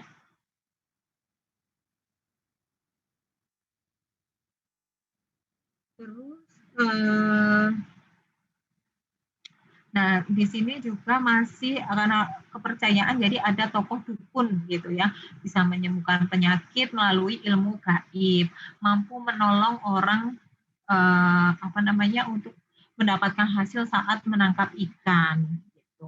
Si kere mendapatkan ilmu dari ayahnya, biasanya yang menjadi si kere adalah laki-laki. Gitu. Bisa jadi sebetulnya kemampuan-kemampuan yang dia miliki sebetulnya dari ilmu dan pengalaman gitu ya, tapi orang itu udah punya mindset bahwa orang ini memang dukun gitu ya, bisa bisa mempunyai kemampuan yang magic gitu ya atau mistis gitu ya. Jadi orang sudah punya mindset seperti itu. Jadinya ya akhirnya dianggap sebagai orang yang memang memiliki beberapa kemampuan gitu ya. Nah, di apa namanya? Mentawai itu yang paling penting adalah keluarga bati atau keluarga inti gitu ya. Nah, kalau di Mentawai itu ini patrilineal. Umah merupakan kelompok yang memiliki hubungan kekerabatan melalui ayah. Jadi dalam karangan etnografi Mentawai dilaporkan adanya waktu-waktu istirahat bersifat keramat. Jadi waktu-waktu yang dipercaya gitu ya. Jadi kapan misalnya ini untuk hari libur gitu, hari suci agama Kristen gitu. Jadi Punen itu waktu istirahat yang bersifat keramat. Tapi kalau sekarang sudah jarang gitu ya. Disesuaikan tadi karena ada pengaruh agama, pastinya budaya yang tadinya ada, kepercayaan-kepercayaan sudah mulai berkurang. Mungkin kalau di Jawa kita tahu namanya ada kayak kejawen ya, kita sebutnya gitu sebagai kayak seperti kepercayaan gitu. Jadi meskipun ada orang-orang yang beragama Islam tapi masih apa namanya masih punya pandangan-pandangan Jawanya kental gitu, nah itu disebut sebagai Islam kejawen, ada yang seperti itu. Nah, terus sama seperti tadi di sini Mentawai ya. Ini sistem masyarakatnya, ada tokoh disebut Trimata memelihara umma dan benda keramatnya. Jadi ada keturunan klan yang datang kemudian dan ada keturunan yang mendirikan desa. Nah, biasanya memang kalau orang yang duluan tuh ada di situ gitu dianggap lebih posisi lebih tinggi ya, tadi sama seperti yang di Nias ya. Sistem pengetahuan yang seperti di Minang, sorry. Sistem pengetahuan yang dimiliki oleh Mentawai ini misalnya membuat jerat babi, pengetahuan buat racun panah, membuat sampan, rumah gitu ya, sesuai dengan sebetulnya kondisi alam mereka gitu. Jadi memang ya kita memang gimana caranya supaya kita apa namanya menyesuaikan diri dengan kondisi lingkungan. Nah, tato Mentawai itu mungkin sering kita lihat ya di televisi orang yang pakai tato, itu sebenarnya bagian dari seni dan budaya yang memang mereka apa namanya bawa dari dulu dan merupakan alat komunikasi yang menunjukkan jati diri dan perbedaan status sosial gitu ya. Gigi runcing perempuan Mentawai. Jadi semakin runcing gigi semakin cantik pula. Nah, nih kan punya ini beda-beda. Kalau orang Cina semakin orang Cina apa Jepang ya? Jepang ya, yang semakin kakinya semakin apa namanya kecil gitu itu semakin cantik ya gitu. Jadi dipaksa pakai sepatu yang sempit gitu supaya kakinya tuh nggak membesar gitu ya. Termasuk sama yang pakai anting yang yang telinganya sampai menjulur itu kan sebenarnya ini juga kan maksudnya itu cantik menurut mereka seperti itu, sama juga seperti di Mentawai ini. Ada tarian Turuk Langgai, peniruan gerak binatang, karena memang dia banyak ini dari apa namanya termasuk dari megalitik juga ya, masih terpengaruh dari sana dan kepercayaan, maka masih tari-tariannya juga meniru dari gerak-gerak binatang, alam gitu ya.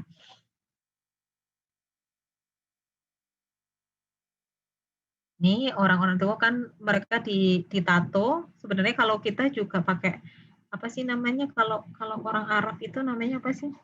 Saya lupa itu kalau kalau pada nikah itu pakai pakai ini apa sih namanya, kok lupa namanya, itu juga sebenarnya kan apa?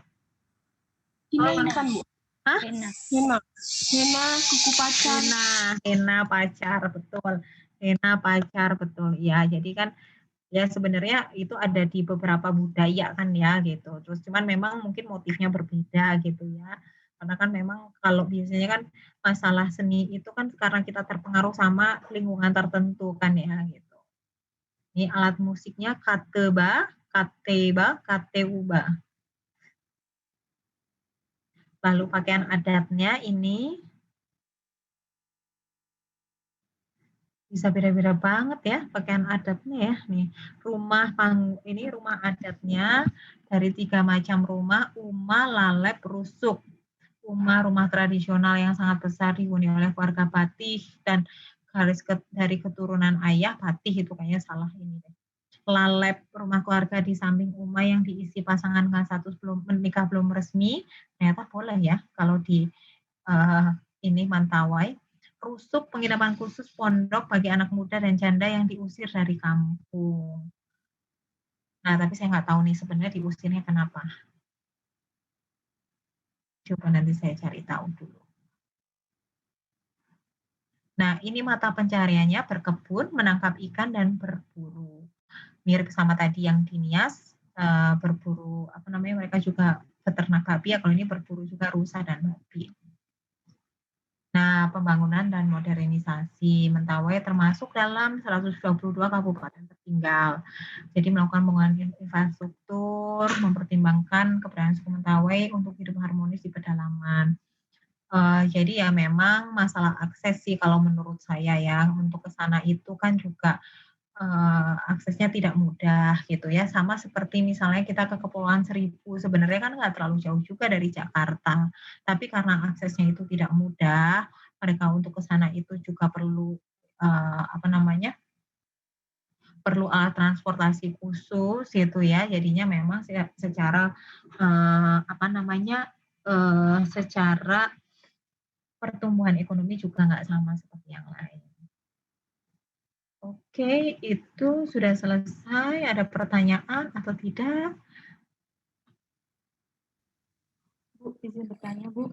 Silahkan. Tapi ini menyangkut tentang daerah Aceh dan Minangkabau ya Bu. Iya, gimana Mbak? Mbak siapa ya? Saya Salsabila Wanda Bu. Kok nggak kelihatan? Coba saya ini speaker deh. Gimana Mbak? Kan tadi di daerah Aceh dan Minangkabau itu ada penggolongan lapisan sosial masyarakat ya Bu. Ya. Contohnya yang di Aceh itu seperti golongan sultan, golongan ule balang, dan sebagainya. Terus saya baca juga di buku, itu Aceh tidak menerapkan sistem kasta. Yang saya tanyakan ya Bu, gimana sih Bu maksud dan implementasinya ketika si Aceh ini ada penggolongan lapisan sosial, tapi dikatakan tidak menerapkan sistem kasta Bu. Oh, dia merasa bahwa itu bukan bagian dari kasta gitu, bukan tingkatan gitu ya. Jadi mungkin sebenarnya tidak dibedakan hak-haknya gitu sih Mbak. Mungkin kalau dari Minang tadi kan ada, kalau Aceh tadi apa aja ya? Aku juga lupa. Kalau Aceh apa aja Mbak tadi? Golongan sultan, terus ule balang, sama golongan ulama Bu. Oke. Dia merasa, oh iya kastanya tidak ya. Ada golongan rakyat biasa nggak Mbak? Aku lupa soalnya. Bu, rakyat biasa itu Ada? Atau cuma 3 ini? Bentar Bu. Oh iya Bu, yang Aceh juga ada golongan rakyat biasa.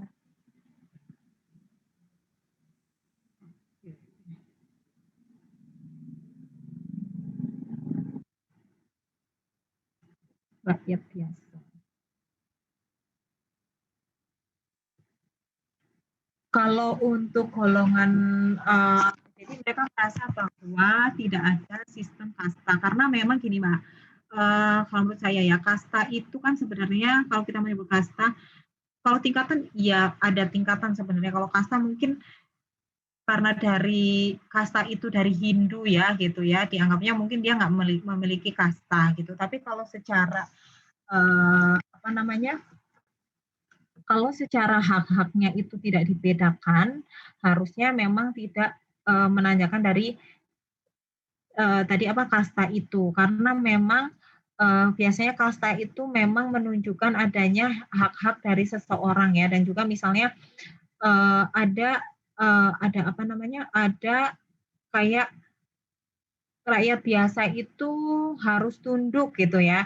Nah, ini tunduknya itu kan sebetulnya berdasarkan ketentuan yang memang berdasarkan pada agama nih. Kalau misalnya di mana namanya, di Aceh ya gitu. Sedangkan kalau itu ketentuan-ketentuan yang menurut mereka yang dibikin oleh manusia gitu. Mereka punya ini harus punya kedudukan yang lebih tinggi dan lain sebagainya. Sebenarnya kalau dalam agama Islam kan sebetulnya nggak ada yang namanya kedudukan yang lebih tinggi. Jadi didasarkan pada hukum agama Islam itu sendiri. Mereka mungkin punya yang namanya klasterisasi untuk orang sebagai sultan untuk memimpin gitu ya, ulai balang untuk membantu di sistem pemerintahan, ulama untuk apa namanya, untuk menyebarkan agama gitu ya, untuk berdakwah, untuk mengajar anak-anak di pesantren gitu. Nah, cuman mereka karena menggunakan prinsip pada agama Islam gitu ya, jadi mereka memang merasa bahwa ya bukan, ini mereka punya peran gitu. Mereka punya peran masing-masing. Jadi tingkatan itu menunjukkan peran sebetulnya, peran dalam masyarakat gitu. Jadi bukan apa namanya, bukan berarti ini lebih tinggi dan lebih tingginya lebih ke peran ya Mbak ya, peran. Dia punya peran sebagai apa, peran sebagai apa, peran sebagai apa. Rakyat biasa ya berperan sebagai rakyat biasa gitu. Tapi tidak berarti terus rakyat biasa terus ditindas gitu, enggak. Karena berdasarkan hukum Islam sebenarnya semua orang mempunyai kedudukan yang sama gitu Mbak, kalau menurut saya. Oh iya Bu. Kalau untuk yang Minangkabau itu kan juga ada golongan bangsawan, golongan orang biasa, sama golongan terendah ya Bu. Nah itu apa itu juga bukan ada prinsip kastanya atau gimana Bu? Atau juga peran-peran? Bangsawan, orang biasa, sebetulnya kalau yang bedanya itu sama Aceh, karena di Aceh itu memang karena kesultanan gitu ya. Sedangkan kalau bangsawan saya lupa kalau di Sumatera Barat tuh ada kerajaan yang memang ini atau enggak. Kalau kerajaan itu ketika bangsawan itu mengacu pada keluarga kerajaan, maka itu memang sebetulnya sama seperti di Aceh. Tapi ketika kalau di Minangkabau itu orang yang pertama kali datang itu ditinggikan, berarti dia memang punya ketingkatan, bukan berdasarkan apa namanya, bukan berdasarkan peran gitu ya. Perannya misalnya dalam hal tadi seperti penghulu.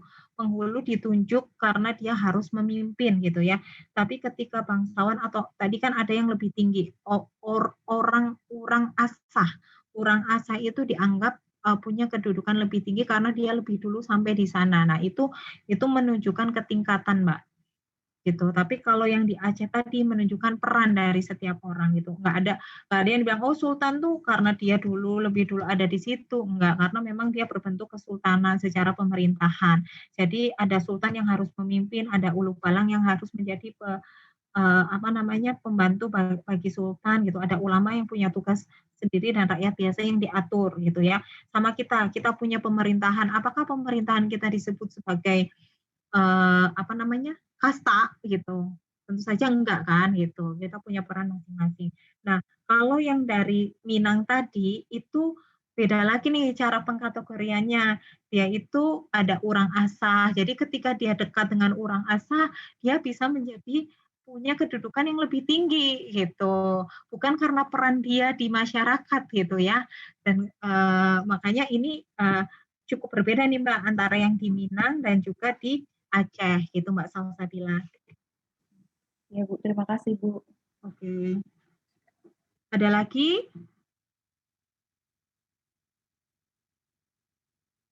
Izin bertanya Bu. Silakan. Itu kan yang di Minang, kalau nggak salah ada kalau misalnya nikah tuh ada kasih uang gitu ya Bu? Kayak itu yang ngasih uang kalau nggak salah cewek ya Bu, ngasih uang ke cowok gitu. Ya. Nah, itu asal-usul kayak gitu dari mana sih Bu? Apa dari gara-gara dia matrilineal itu yang harta warisannya ke cewek semua atau dari mana Bu? Terima kasih Bu. Yes, jadi kalau di Minang itu memang ada apa namanya, memang ada suatu adat istiadat di mana misalnya perempuan itu memang harus beli gitu ya, beli laki-laki gitu ya dengan dia membayar misalnya dalam bentuk mobil atau dalam bentuk yang lain gitu kan ya Mas ya. Jadi karena memang perempuan itu mempunyai peranan dalam masyarakat Minang. Mereka itu yang punya materinya Mas gitu. Dibandingkan laki-laki itu cuma ngurus aja gitu. Jadi memang dianggap perempuan yang memiliki warisan, memiliki apa namanya? Punya harta lah gitu, namanya pusako tadi. Pusako kan yang ininya ya, apa namanya, benda-bendanya yang material. Jadi dia punya. Jadi ketika suatu sawah nih, sawah itu dikelola sama laki-laki ya, laki-lakinya cuma mengelola, tapi itu milik siapa? Milik yang perempuan gitu. Kalau dia dalam bersaudara itu ada perempuan dan laki-laki, laki-lakinya bertugas mengelola, tapi dia boleh mengambil hasilnya, tapi untuk kepemilikannya itu menjadi milik dari perempuan gitu. Jadi memang karena matrilineal tadi, perempuan menjadi punya posisi yang lebih tinggi, bukan lebih tinggi ya, karena lebih jadi apa namanya, perempuan mewarisi gitu ya, terus diwariskan bahwa dalam keluarga juga keturunan yang dianggap adalah keturunan ibu gitu ya. Jadinya memang perempuan yang dinilai punya apa namanya, punya punya kemampuan lebih dibandingkan laki-laki dalam hal tadi materi gitu ya Mas ya. Apa Masnya tertarik untuk dengan perempuan Minang? Mas siapa Enggak tadi Bu. yang tanya? Mas Kevin ya? Iya Bu. Mas Kevin dari Nanya mana aja. Mas Kevin? Dari Jakarta Bu. Tapi kalau sekarang sih kayaknya saya nggak tahu deh. Tapi 10 tahun yang lalu sih masih terjadi, kayak teman saya di kantor itu juga dibeli gitu ya, dibeli gitu karena dia laki-laki. Ya kalau ini dia bisa bisa bisa aja menentukan dia dibelinya berapa gitu Mas gitu ya. Misalnya satu mobil gitu dia boleh aja. Kalau misalnya nggak bisa terpenuhi gimana Bu kalau minta kayak gitu Bu? Ya kalau sekarang sih sebenarnya masalah negosiasi ya kalau sekarang ya. Kalau misalnya memang nggak mau ya pada akhirnya ya nggak menikah lah Mas. Kalau misalnya dia nggak sanggup untuk menuruti itu gitu memenuhi hal tersebut gitu. Tapi kayaknya kalau sekarang sih nggak sesaklek itu ya kondisinya ya gitu. Karena kan sebenarnya sekarang udah orang sudah mulai terbangun sama modern, orang itu bersama-sama untuk membangun sesuatu gitu ya. Jadi memang agak berbeda nih. Mungkin untuk masyarakat Minang yang masih kental itu masih masih apa namanya? Masih diterapkan gitu ya, apalagi tadi kan sama datuk, penghulu gitu kan ya, masih harus dilakukan gitu. Tapi sebetulnya kalau itu kan sebenarnya mereka juga punya namanya musyawarah. Mereka memungkinkan untuk musyawarah, jadi bisa di musyawarah itu dilakukan negosiasi. Itu Mas. Baik Bu, terima kasih Bu. Oke, ada lagi? Sebelum saya. Nah, kalau nggak ada, sebelum kita selesai, saya janjinya tadi sebelum jam 5 ya soalnya. Tadi tugasnya udah jelas? Kalau ada yang mau bertanya tentang tugas?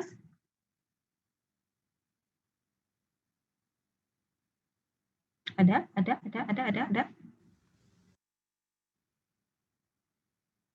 Oh iya, berapa lama?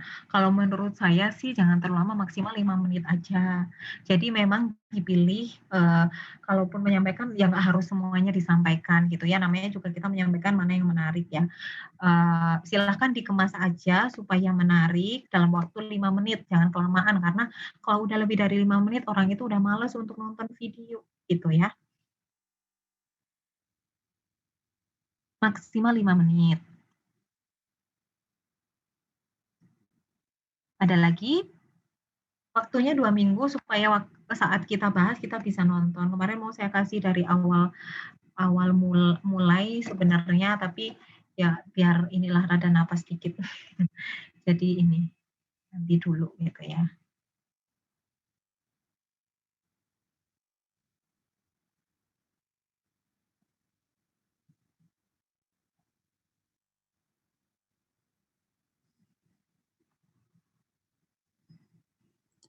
Ibu izin bertanya. Boleh, silahkan. Berarti nanti videonya tuh bebas membahas satu topik itu, Bu. Nggak harus keseluruhan budaya itu. Boleh ngambil misalnya topik keseniannya atau apanya, atau harus mencantumkan semuanya? Harus, sebaiknya sih ada beberapa yang disampaikan ya, Mbak. Mencakup beberapa hal. Kalau bisa 7 unsur kebudayaan itu bisa disampaikan. Sebenarnya kan 7 unsur kebudayaan ya. Mungkin kalau latar belakangnya boleh diceritakan sedikit, kebudayaan mana, dia itu banyak terpengaruh dari mana gitu, karena ada misalnya yang datang ke sana, pedagang dari mana atau apa gitu ya. Misalnya tadi, mana, Aceh kan banyak pedagang yang datang dari Turki, jadi dia banyak terpengaruh dengan agama Islam. Aceh sendiri terletak di mana gitu ya. Terus habis itu nanti masuk ke unsur kebudayaan gitu, unsur kebudayaan ada apa aja, mungkin kayak misalnya yang terlalu detail, kayak istilah-istilah yang terlalu ini nggak usah aja. Misalnya boleh sampaikan contohnya yang paling kira-kira yang paling menarik itu apa sih gitu dari budaya, dari seni gitu ya. Misalnya tari apa yang paling terkenal deh. Nah, tari ini gitu misalkan. Itu tari tentang apa sih? Selain itu ada ini gitu. Nggak harus semuanya diceritain ini tentang ini tentang ini nggak harus gitu sih. Nanti dipilih-pilih aja mana yang kira-kira menarik dan bisa diceritakan dalam waktu 5 menit itu sih. Gitu. Terima kasih, Bu. Oke.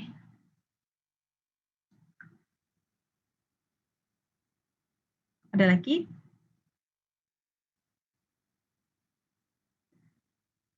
Kalau tidak ada,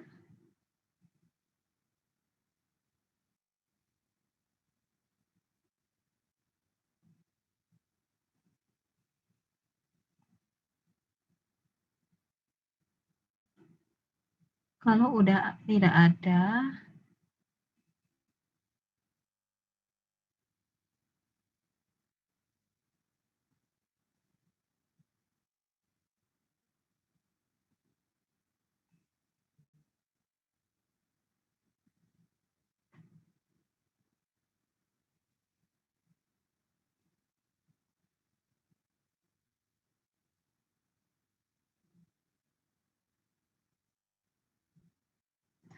oke, ya udah kalau nggak ada berarti nanti minggu depan aja ya kita lanjutkan lagi. Mungkin kita ngambil foto dulu. Sebetulnya saya tadinya mau kuis, ternyata kuisnya harus bayar dulu. Oke, nanti minggu depan deh ya kita kuis. Supaya sebenarnya tujuannya bukan ya bisa menambah nilai juga, tapi lebih ke supaya teman-teman juga paham mengenai yang kita pelajari, itu aja sih. Oke, kita ngambil foto dulu sebentar boleh? Saya sampai kelupaan ngisi kartu itu mengajar. Oke, yuk kita foto dulu.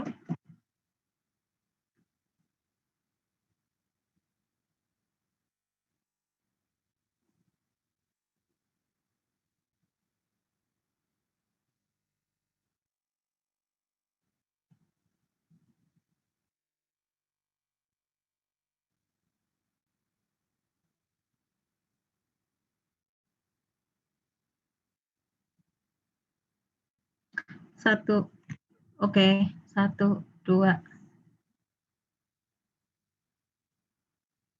1, 2, 3.